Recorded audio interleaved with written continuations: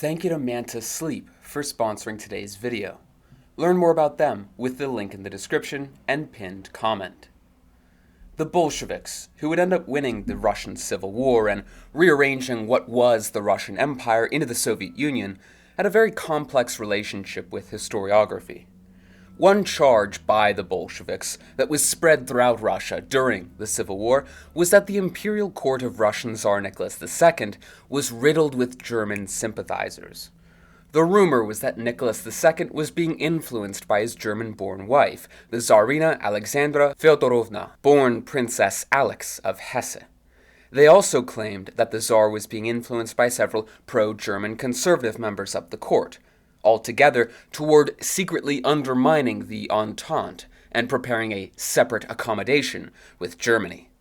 Although there has obviously been no conclusive evidence of collusion between the Tsar and the German Empire, that does beg an interesting question. What if there was? On the surface level, Russo-German relations were actually quite personal in the weeks leading up to the war itself. Tsar Nicholas II and his cousin, the Emperor of Germany, Kaiser Wilhelm II, engaged in a back-and-forth known as the Willy-Niki telegrams, which we've discussed in a quite outdated video on the subject. The Tsar and Kaiser were actually quite close as children, and shared a mutual anxiety on the eve of war. However, both were constrained by their military high command structures, which were already in the midst of the irreversible tides of mobilization schedules.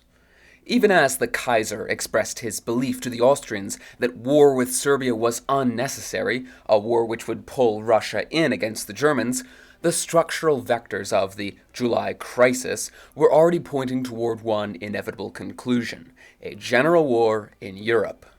Further, any impression that the Germans and Russians could, by 1914, have reconciled their strategic differences seemed to be misguided.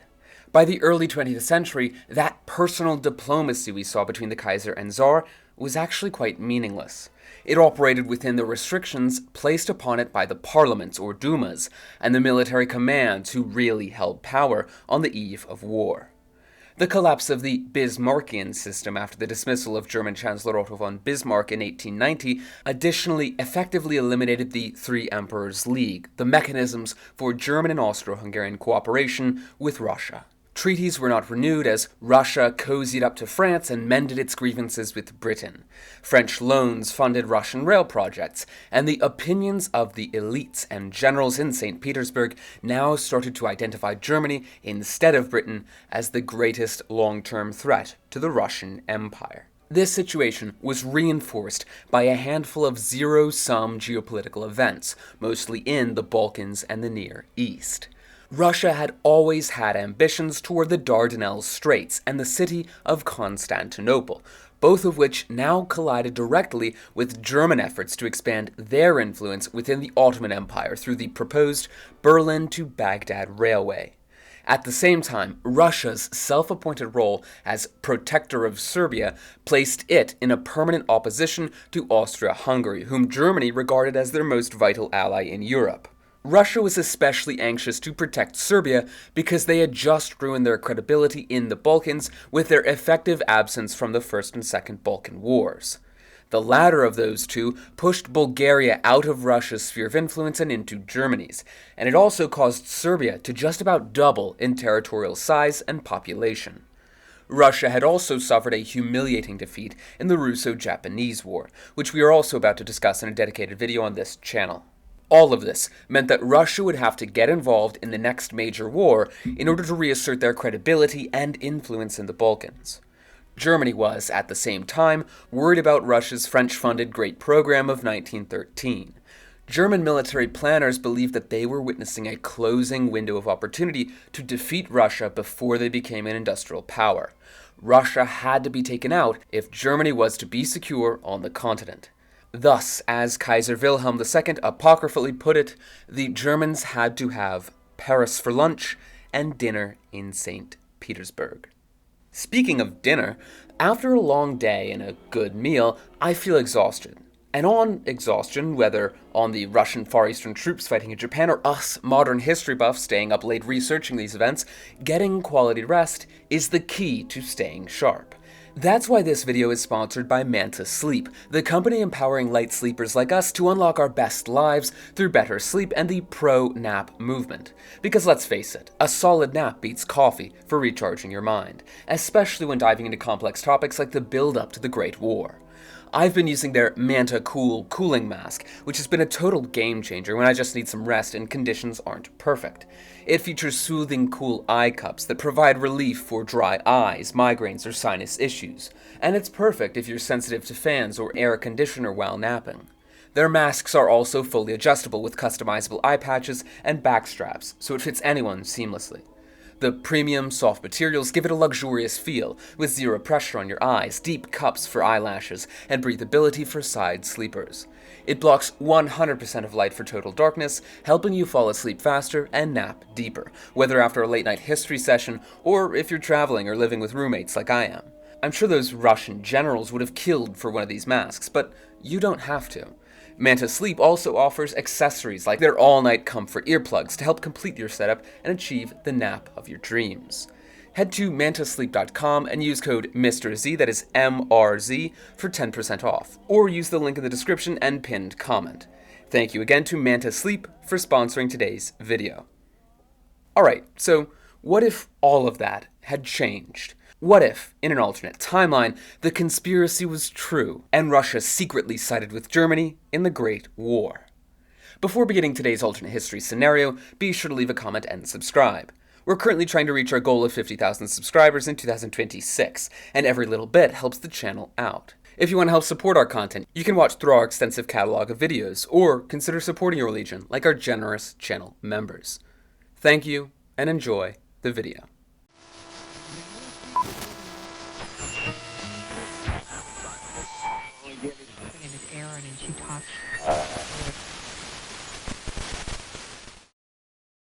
By the summer of 1914, Tsar Nicholas II presided over an internally divided state. Power was splintered among the general staff, the Duma, rival ministries, and his own court. Foreign policy had remained in the hands of pro-Entente figures like Foreign Minister Sergei Sazonov and generals like Nikolai Yanushkevich and Vladimir Sukhomlinov, who viewed war with Germany as both inevitable and necessary to restore Russia's prestige. Russia already was tied economically to France, and the Germans were aiming their barrels toward Moscow. Under normal conditions, a realignment would be utterly impossible. However, we do know Tsar Nicholas had grown deeply distrustful of his own ministers. He saw Sazonov as steering Russia toward disaster for the abstract concept of alliance honor. The Tsarina, in her private letters, blamed the Jews and the Duma, or parliament, and even Rasputin advised the Tsar that God wanted him to choose peace. Some of the elites even shared this sentiment. In February of 1914, conservative statesman Pyotr Durnovo circulated a private memorandum warning the Tsar that a war between Slavdom and the Teutons would destroy both monarchies and unleash revolution across Europe. Of course, words aren't enough to reverse decades of alliance structures and economic reorientation and political vectors and mobilization timetables. However, there was one tiny moment where it actually did. Between the 29th and 30th of July, Tsar Nicholas rescinded general mobilization orders for 1 day in opposition to his generals. We will assume, for the sake of our scenario, that in accordance with this conspiracy between the Tsar and the Germans that we've made up, or really adopted from the Bolsheviks, these mobilization orders would never be resumed. Nicholas would issue a secret imperial edict suspending general mobilization and ordering the arrest of pro-war officials. With this, the Tsar would have essentially reasserted personal autocratic control over Russia. Of course, in our own history, Nicholas lacked the steel to go up against his bureaucracy and generals, but for the sake of this scenario, we'll assume he can maintain order, and somehow the army complies, and somehow the Duma remains quiet, and somehow Russia isn't thrown into instability by these actions. For this agreement to hold, Nicholas II has to reframe the entire political crisis as a matter of regime survival. France, after all, is the birthplace of republicanism. Britain shelters exiles and radicals, and Russia's own experience in 1905 has already shown how fragile the regime is under war conditions. Through back-channel diplomacy during the Willy-Niki exchange, the Kaiser and Tsar would forge the secret Willy-Niki Protocol, which would be kept from all but a handful of confidants. Russia would not attack Germany or Austria-Hungary. It would not aid the French. In return, the Tsar would receive something which could very well cement his place as one of the greatest rulers in Russian history. That being German diplomatic, military, and technical support for acquiring Constantinople and the Dardanelles Straits from the Ottoman Empire. Germany and Russia would turn the Ottoman Empire into a joint economic condominium. On the German side, this agreement likewise does not rest solely on the temperament of Kaiser Wilhelm. In our real history, the Kaiser quite frequently found himself overruled by the General Staff, whose entire strategic worldview revolved around the inevitability of a two-front war, and one of those fronts was against Russia. Once Russia is out of the picture, the General Staff's strongest argument for this war collapses, assuming they believe the agreement is real. This shifts the power dynamics of the High Command. Wilhelm is suddenly able to portray restraint against Russia as a rational strategy, and while the senior officers would still distrust the Russian Empire and the Tsar, without the existence of the Eastern threat, they would lack the institutional authority to force a preventative war against Russia.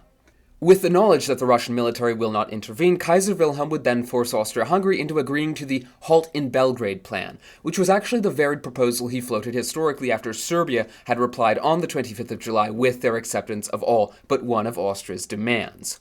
Austria would likely accept this. They understood their position in relation to the South Slavs was precarious and could inflame nationalist sentiments in their multi-ethnic empire. Their main goal with the war was to make an example of Serbia, which would still be possible under these conditions. This would, of course, stop Austria short of outright consuming Serbia as a puppet state, and in theory, that would preserve Russian interests in the Balkans, though Russian non-support for Serbia would, in practicality, mean that Russia would lose its grip on the country. It wouldn't matter, though. An expanded Berlin to Baghdad railway network under Russo-German leadership would be a project so tantalizing it would negate any need to keep Serbia as a close ally. Russia could even replace Serbia with Bulgaria, in theory, as their preferred partner in the Balkans in such a scenario. German engineers and capital would modernize Russian industry, and control of Constantinople would be a greater beacon of direct Russian influence in the region than any politician in Belgrade could provide. Once war breaks out, the fighting would spread. It does so, however, on radically altered terms.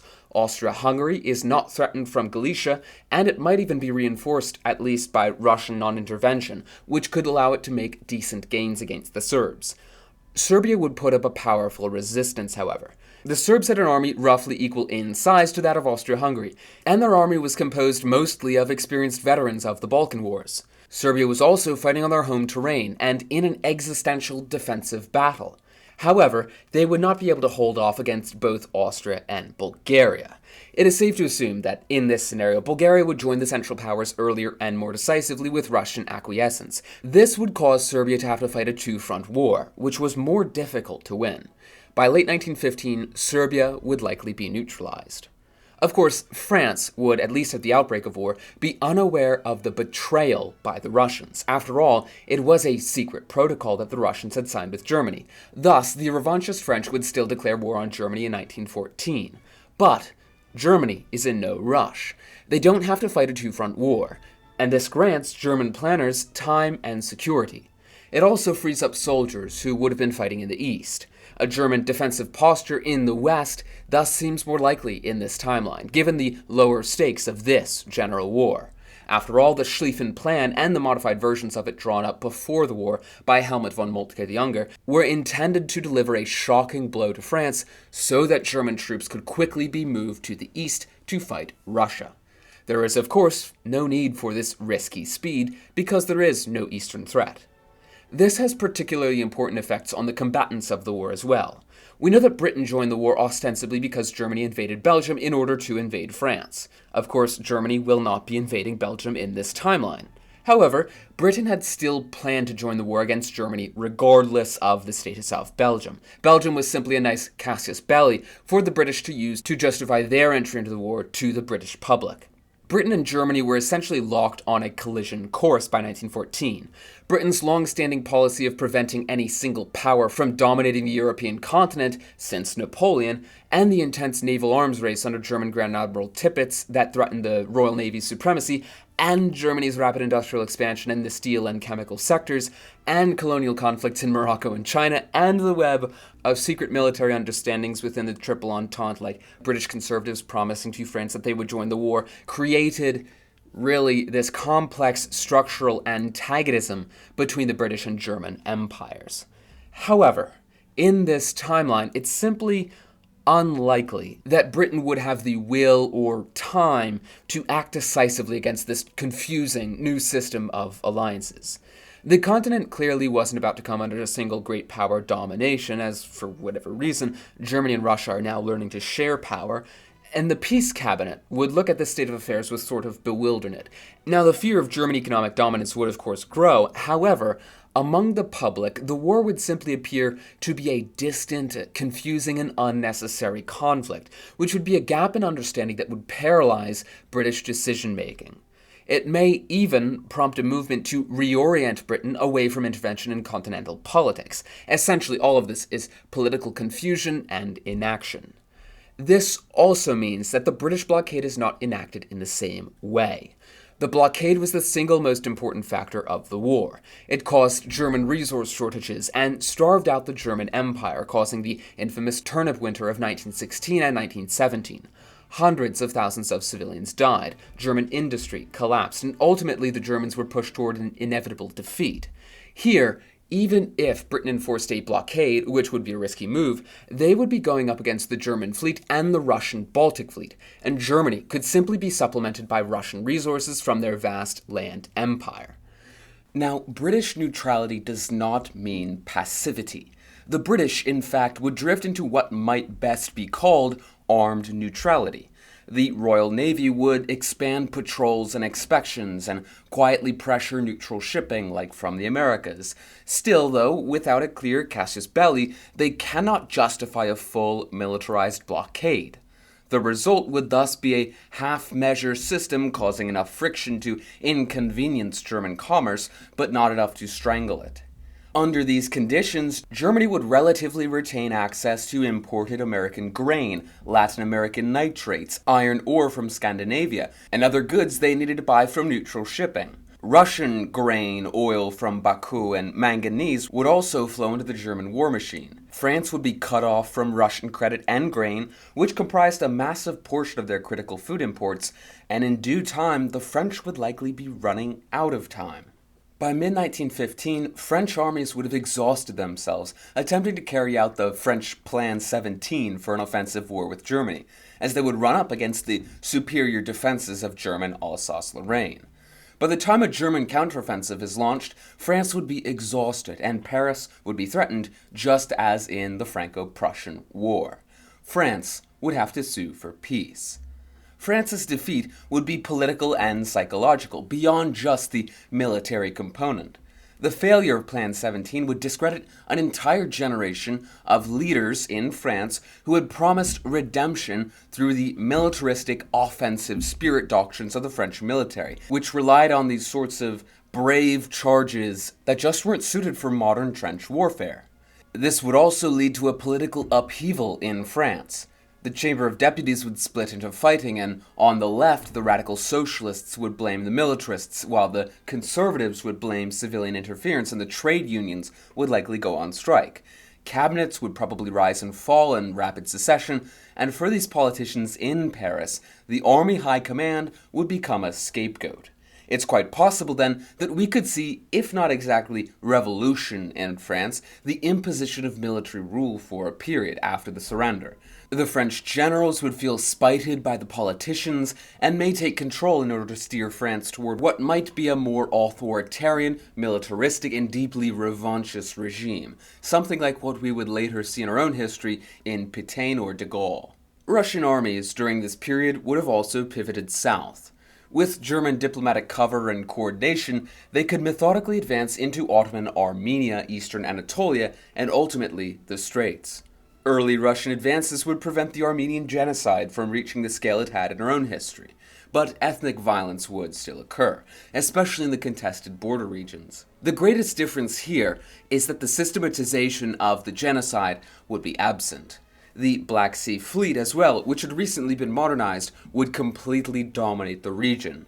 By late 1915 or perhaps even early 1916, Russian forces would likely be able to secure effective control over the Bosphorus and the Dardanelles. With the assistance of German and Bulgarian troops, Constantinople would then fall under Russian administration. The historic mission of the Romanov dynasty would have been achieved. Tsargrad would be Russian. Interestingly, the greatest silent beneficiary of this alternate Great War would actually be the United States.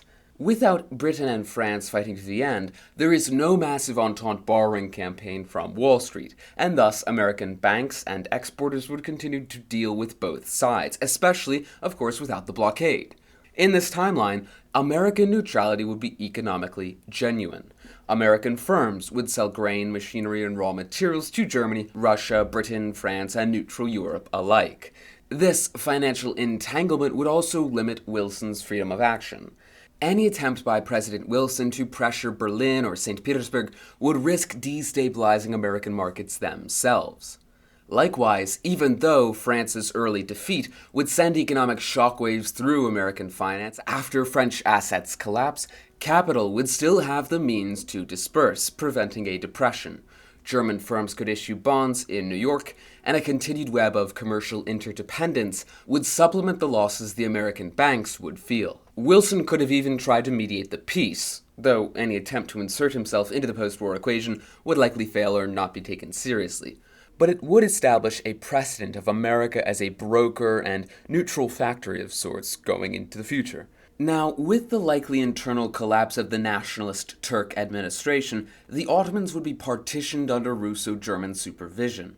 A reduced Turkey would serve as a Russo-German economic extraction zone. This would only inflame Turkish nationalism in the long term, however.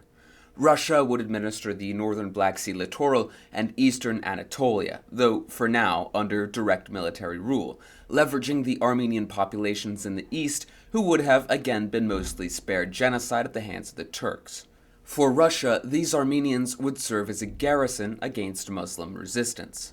Germany would immediately prioritize the construction of the Berlin-Baghdad Railway, now perhaps even with Russian assistance, to penetrate into Mesopotamia and Arabia and secure oil interests in Iraq. The United States could even invest in these projects, subsidizing infrastructure in Russia and Germany and their new European and Middle Eastern sphere.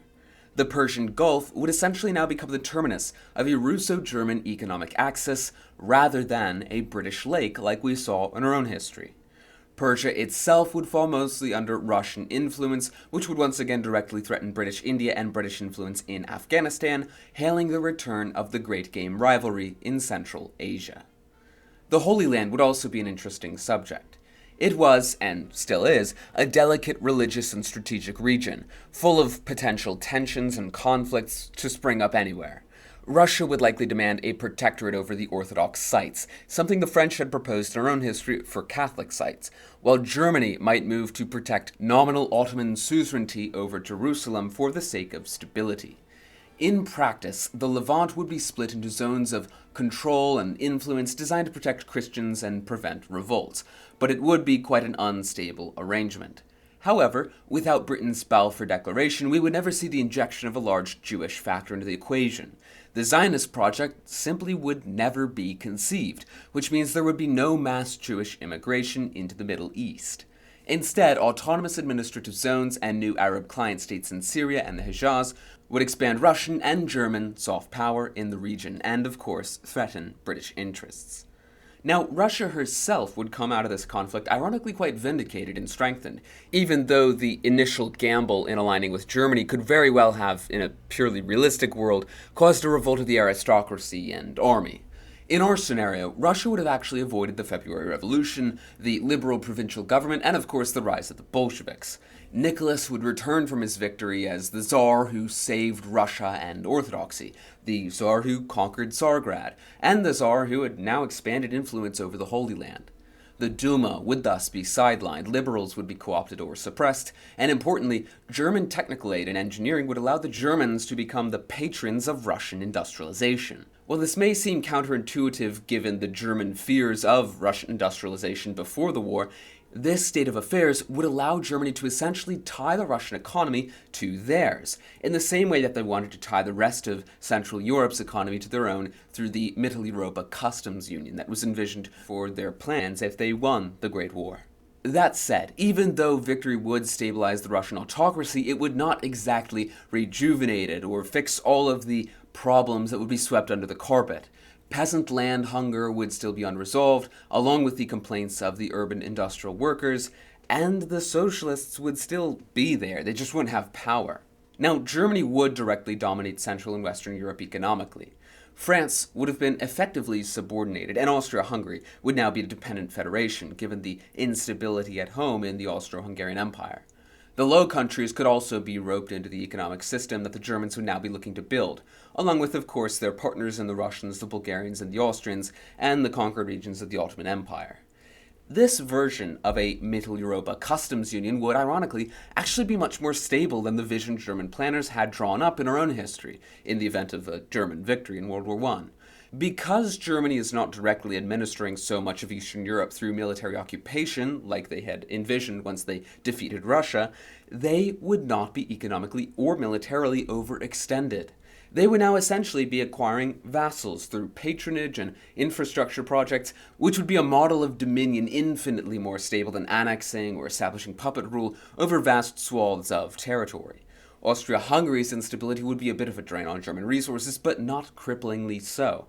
And that's really the only money pit Germany would have to deal with, because, of course, they wouldn't be governing over large portions of conquered Russian territory. Britain, though its empire and navy would be intact, would, however, find itself strategically isolated. Without a doubt, the British would begin to rapidly double down on militarization, naval buildup, and their imperial preference tariffs. From the British perspective, they were now essentially preparing for an eventual clash with this new continental colossus of a Russo-German order. After all, on the continent, a conservative equilibrium would have essentially settled over Europe. However, it would not be without its rifts. Russia and Germany in the coming decades would likely begin to compete over Middle Eastern oil, influencing the Balkans again, and railway rights. Russia's growing industrial power and even ambitions in Central Asia could start to clash with Germany's ambition to pave a path to Asia and its interests in China that bypassed British Egypt and India. It is a world without ideological total war, without mass mobilization in the name of universal creeds. But it is also a world of frozen hierarchies, of perhaps managed rivalries and suppressed grievances. The stability of this new order would certainly be real, but so would its potential for stagnation.